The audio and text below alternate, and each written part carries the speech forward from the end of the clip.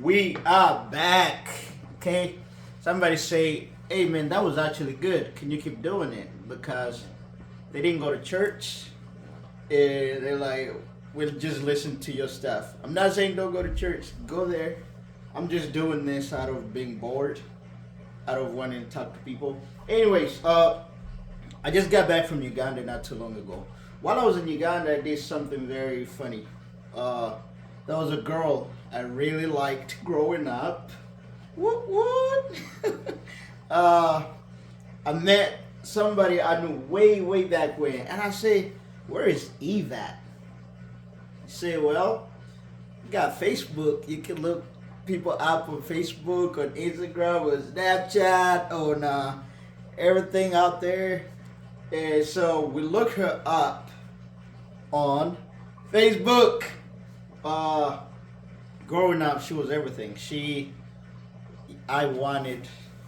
Well, I'm glad she don't watch this. So, as kids, I had a big old crush on Eve. And guess what Eve said? She didn't like short men. I was not the tallest person. There was bigger people there, and so it really hurt me. I tried to be 7 foot tall when I was little. It did not work, so I gave up. Well, not dreaming, I gave up on Eve, but it really hurt me. The point here is, I was sad. Now, fast forward back to 2023. Wait, 2022, the end of 2022. I am back home. And I said, let me see Eve. I looked on her Facebook pictures. And I just wanted to say thank you for not accepting me, because she don't look nothing like the girl I wanted to be with. Oh my gosh. I want to write her a thank you letter. I want to write her a triple cheeseburger. Well, buy her a triple cheeseburger and say thank you for not being with me. Okay? Why did I say that? I want to talk a little bit about being thankful, about just gratitude. Okay? One thing I don't like about this church stuff is you have these preachers out there talking about, oh, God just came to give you a good life, a beautiful life, give you money, wealth, and prosperity. So you have all these people entitled thinking, God has to bless me. God has to do A, B, C, D. And you got all these kids growing up thinking, my mom and dad have to buy me an iPhone. They have to do this. So you have a lot of people that are entitled and not grateful. They have the spirit of entitledness and not the spirit of gratitude. Ooh, I think I say something. We tell kids all the time, say thank you. After you give them something, you say, what do you say? Thank you. But we teach them to say thank you, and we forget to teach them how to be thankful. It's different. Just the word thank you is a word, but being thankful is an attitude. If you don't have the attitude of gratitude, most times you're going to have the attitude of entitledness. So when something good happens, you think, I just deserve it. And you don't have time to say thank you. Ooh, can we get into the word? Carly, say amen, please. Amen. Woo! Okay, so Luke 17, verse 11, is the story of Jesus cleansing a bunch of lepers. It says, on the way to Jerusalem, he was passing along between Samaria and Galilee, and he entered a village where he met 10 lepers, who stood from a distance and lifted their voices, saying, Jesus, Master, have mercy on us. When he saw them, he said to them, go and show yourselves to the priest. And they went, and they were cleansed. Then one of them, only one of them, okay, when he saw that he was healed, turned back, praising God with a loud voice, and he fell on his knees, giving thanks. And he was a Samaritan. Woo. Okay, let's dive in. So Jesus is going somewhere, right? As he was walking, from a distance, these lepers started screaming at him. They could not go to him because in those days when you was a leper, you did not know I was educated about this. When you was a leper, you cannot mingle in with the normal people. Okay? So you had to be away from people. And so when Jesus was walking around with the people, they could not get to him, but they could scream and get his attention. And guess what? They did get his attention, and all 10 of them screamed, looking for his help. All 10 of them were healed, but only one came back to say thank you. Only one. And the Bible says he was a Samaritan. Let me dig in. Let me dig in deeper. You know, somebody paid for me to study all these things. Okay? So these Samaritans, these were it was important for this to point out this one person was a Samaritan. He was not a Jew. Okay? The Jews think Jesus came for them. Okay? He came to save them. Okay? They felt entitled. They maybe thought he came for us. Anyway, he has to heal us. Okay? But this Samaritan, who was like an outsider, who was not a Jew, when he saw that he was healed, he probably thought, wait, I do not deserve it, but I got it. Okay? And so he thought to himself, it is wrong for me to just keep going on like he did not do anything for me. It is wrong for me to just go on with life without recognizing what he has done for me. Woo! I'm getting excited, okay? I wish Jeremiah was here to help me preach. But check this out. Check this out. A lot of us make the same mistakes. Okay? A lot of us think he should do this for me. Think our parents, well, of course they should do this and this for me. I was talking to one of the kids. The kid was having problems with his parents because they didn't buy him an iPhone 6, I don't know, iPhone whatever. And I say, man, you should be glad your parents are doing all this. And the kid say, I did not ask to be born. And I say, can I tell you, if I tell my dad I didn't ask to be born, my dad would probably say something like this. If you asked, I would have said no. I would have asked for somebody else. So, like, when people grow up with that spirit of entitledness, okay, they lose the beautiful thing of just being grateful. We see so many places in the Bible where people are chasing after Christ. But guess what? They all needed something. We talk about the lady with the issue. She wanted to be healed. Zacchaeus wanted to repent his sins. We see all these people that needed healing, miracles, and everything. But this one time we see somebody chasing after Christ just to say, thank you. Think about that. Think about parents, when was the last time you got a phone call from your kids? They didn't call to ask, hey mom, let me get $100. They didn't call to ask, oh, I got in trouble. They didn't call to ask nothing. They just called to say, I just want to say thank you. Ooh, that's deep.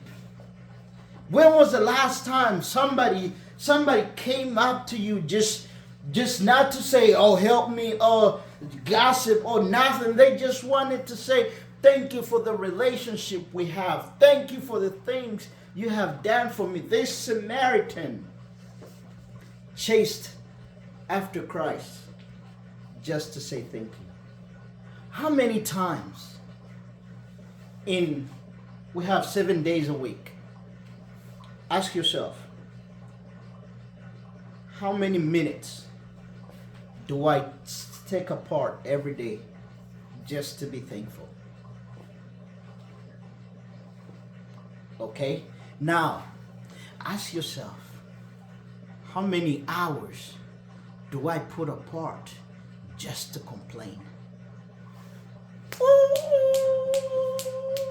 If I was a better preacher, Carly would be throwing my phone at me. We complain a lot more than we're grateful. I hit my little, what do you call it? Pinky toe? Little toe? I don't know. English. I hit my little toe one time, and I was just so angry for the whole day. But can I tell you, I've gone for years without even thinking about my toe. It only came to my attention when I had to complain. There is things we take for granted until we realize it's hurting us or it's taken away from us. We only realize we had those things when they're taken away from us. And we only realize to complain. To say, oh my gosh, why is life so hard? It's a spirit of entitlement. Even in relationships. Ooh, I like this because I'm in a relationship. Ooh. When you learn to be thankful in a relationship, it will put you past so many issues. There is times where you feel like I need to walk away from this relationship and look back and be thankful for all the things, the memories, and you find a way to forgive. But in a relationship, when the most important thing is for you to complain about what they're not doing, what they did wrong, guess what? I don't think it's going to last. Being grateful is one of the most important things. Just not saying thank you, but having the attitude of gratitude. Ooh, I say some funky words. Okay.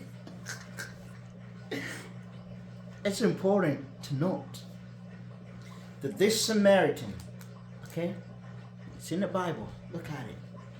It's important to note that he came back, but he came back with a loud voice. Why is that important? Because in the same way he was trying to get Christ's attention is the same way he's coming back to say thank you. You know how many of us go to church, fast, go to prayer, sleep in church, kneel down, give, do whatever it is to get God's attention. And when we get it, we say, thanks. Throw some money in the basket and go on. Always. Oh, that is deep. See, if I was in a big church, this is the time to pass around the offering basket, because that's important. Like coming back in the same way that I was trying to get his attention. It's the same way I'm gonna come back and say thank you. That's the difference between being grateful and just saying the words thank you. The same way I was chasing you to get something is the same way I'm going to chase you to say thank you. Ooh. That way we learn to take people not for granted, because you remember how hard it was for you to get their attention. You know how hard it was for you to get this thing that you will never take it for granted. Because when we learn to take things for granted, we're never going to be grateful for it. Because we start taking people for granted. We start taking the things God has given us for granted. And we only realize it's important when they're gone. I hear the things people say at funerals. I hear things people say, now they write on Facebook after somebody passes away. And I ask myself, how many times did you say these things to that person when they were still alive? How many times did you let them know you're grateful for them when they were still alive? Ask yourself. And can I be honest with you? Most of us do not. The Bible is telling us there was 10 people, but only one of them came back to say thank you. There's a lot of us out here, and most of us complain instead of being grateful. Think about it. Think about how many times do you take apart, not to ask for another thing, but just to be grateful. Why should I be grateful? I'm glad you asked. Well, you didn't ask. I'm glad you're going to listen. Even if today was the worst day of your life, there's so much to be grateful for. There's so much to be grateful for yourself, for the people around you, and for the things that you cannot even control. The air you breathe. You didn't go to Walmart to buy the air you breathe. It's just given to you for free. Your mental state, you just thinking straight. There's so many things. I could go on for the whole day, but like Kim Kardashian tells all her husbands, I'm not gonna keep you too long. So I don't want to keep y'all too long. It gets boring if it goes on and on. But there's so much to be thankful for. And one of the things that even if we call it a negative, there's things that happened. When it happened, we think it's a terrible thing. Like the story I started with. And even those negative things, you can find a way to be thankful. When I've heard my hardest times, you know what? I counted my blessings. I wrote down things that I've been through that I could say, you know what? I am grateful that happened. I am grateful for some people in my life. It's not a lot of people that I trust. I'm thankful for the fake people because the fake people teach me to stay on my knees and pray to God for real people. I'm grateful for real people because these people that I can talk to about anything. I'm grateful for the people that hurt me because I look at some of these scars and I know how to make better decisions now. Ooh, you know what? We should even be thankful for some of the bad things that we have done. Why? Because if we don't just hide those things, we look at the history, the craziness that happened, and you say, even in those crazy moments, God still kept me. Even in those crazy moments, He still let me breathe this air. Even in those crazy moments, I still have my good health. My heart is beating. My blood is running in my body. Like, still with all those things, I am still here. And for that, I should be grateful. I'm grateful for people that talk about me and the people that talk to me. I am grateful. There's one more thing I'm going to be grateful for before I finish. I am grateful for God, for the work that He's doing in me, around me, ahead of me, and for what He did on the cross for me. If you cannot find anything to be grateful for, that right there should keep you grateful. So, to wrap this thing up. Woo, woo. You should learn to have an attitude of gratitude. Because if you don't, you're going to end up complaining. And with people complaining, it never stops. It really never stops. Just imagine, just think about this for a minute. If the only time God has your attention is when you're crying, begging stuff from Him, and when He gives it to you, you are gone. Guess where He would want you the most? The place where you're begging, you're crying, that's where you belong. Because you don't know how to deal with when He blesses you. Could it be that you're not getting your blessings because you do not know how to be thankful for what you have? So you will not be thankful for what you will get. Ooh. And what happens? You don't even get it. How many minutes? 21. 21? Okay, I got time. I won't keep you so long. Okay, I need to stop. But I'm going to stop. Talking too long is not the point. A lot of us think we're entitled. A lot of us think there's something about me that I deserve. This and this and this and that. There's something that is about me that I deserve to have a good health. That I deserve to have all the money. That I deserve to have. No, ma'am. No, sir. Everything we have is a gift from God.